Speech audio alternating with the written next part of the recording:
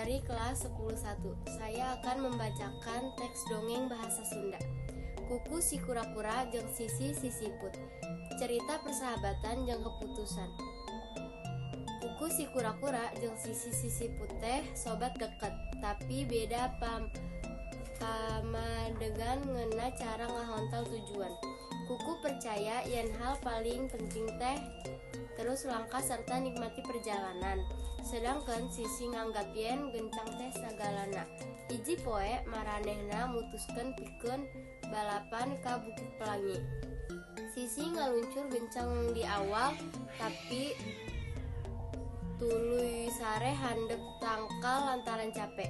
Sabalikna, Kuku jeung Sisi terus mapai lalaonan tapi pasti silih ngajak, serta ngerasakan pemandangan warna-warni langit anu endah.